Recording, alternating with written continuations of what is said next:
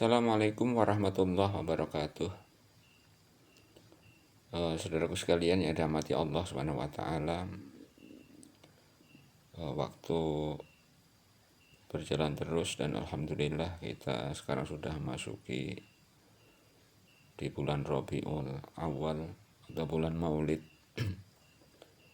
yang juga mengingatkan kita pada kehadiran Rasulullah Muhammad Sallallahu Alaihi Wasallam. Jadi saudaraku sekalian yang dirahmati Allah, di kesempatan ini mari kita mengingat kembali mengapa Allah Subhanahu wa taala mengutus para rasulnya, termasuk Rasulullah Muhammad Sallallahu Alaihi Wasallam.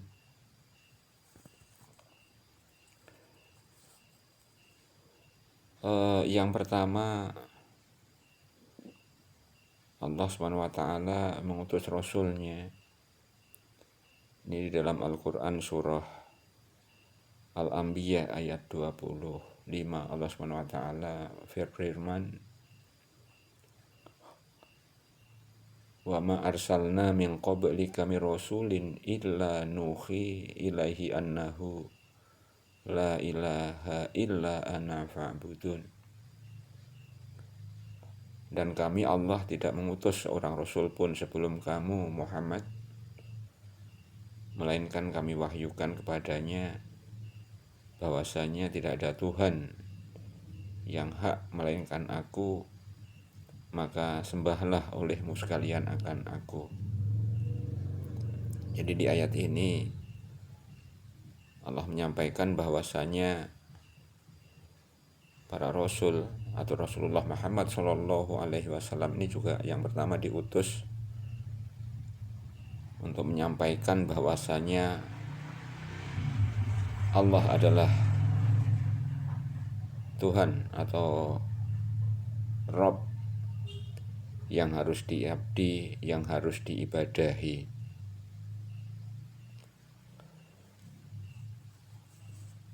Kemudian yang kedua,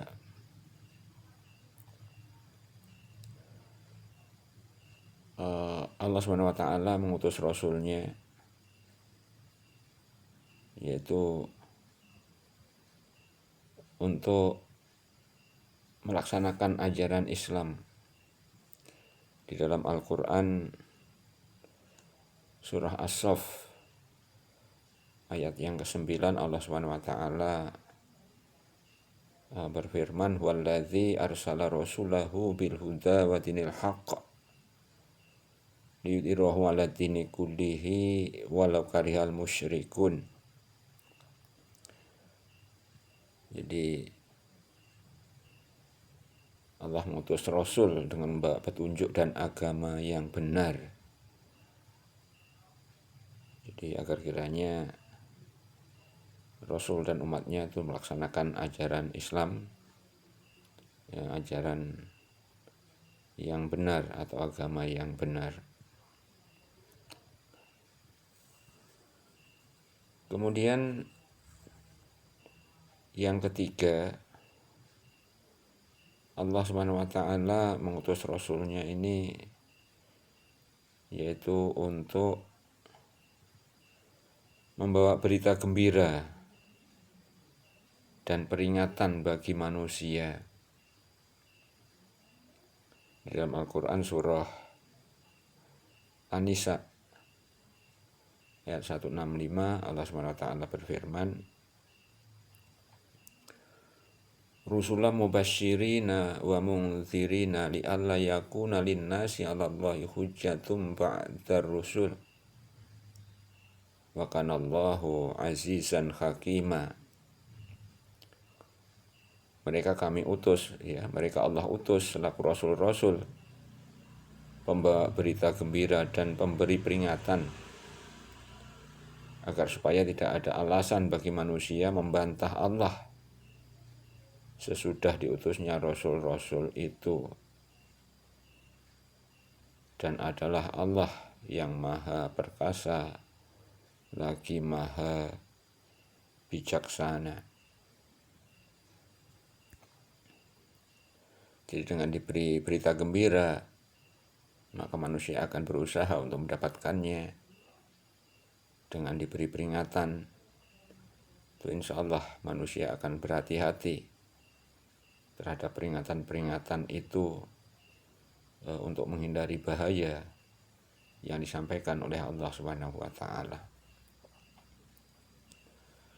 Hadirin sekalian yang dirahmati Allah. Kemudian yang berikutnya, yang keempat, bahwa Allah SWT mengutus Rasulullah Muhammad SAW ini juga sebagai pemberi teladan, ya, sebagai teladan yang baik untuk mendapatkan suatu kebaikan dari sisi Allah SWT. Di dalam Al-Quran surah Al-Ahzab ayat yang ke-21, Allah SWT berfirman, laqad kana lakum fi rasulillahi uswatun hasanah liman kana yarjullaha wal yawmal akhir wa dzakarallaha katsira.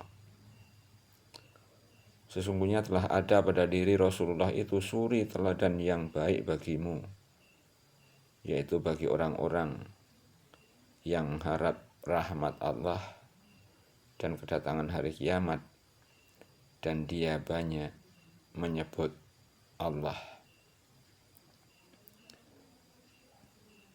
Kemudian yang kelima, Allah SWT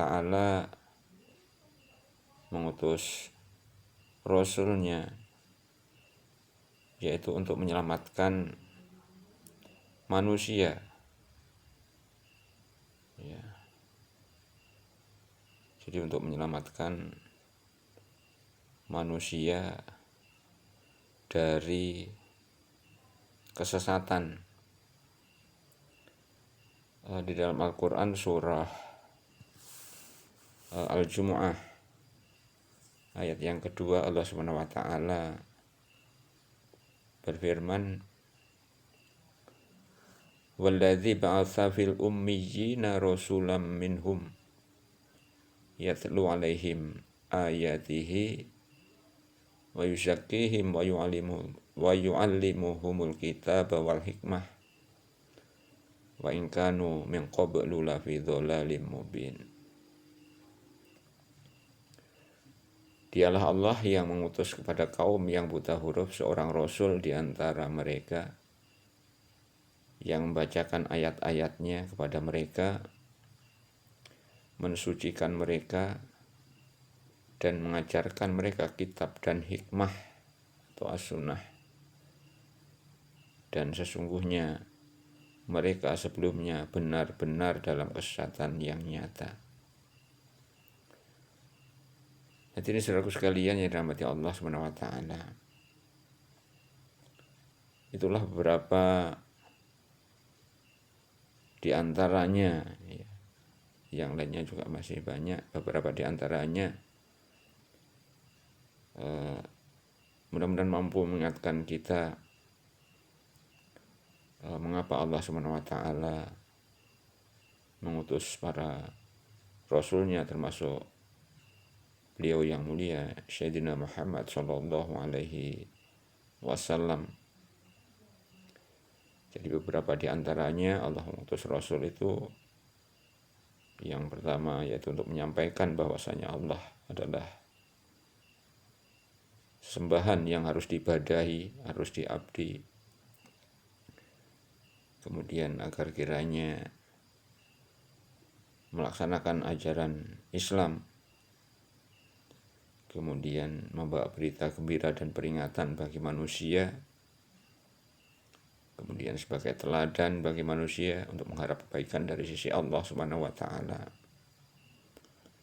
dan untuk menyelamatkan manusia dari kesesatan.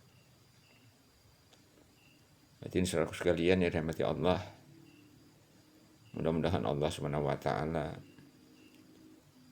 anugerahkan kepada kita kecintaan kepadanya dan kecintaan terhadap Rasul-Nya,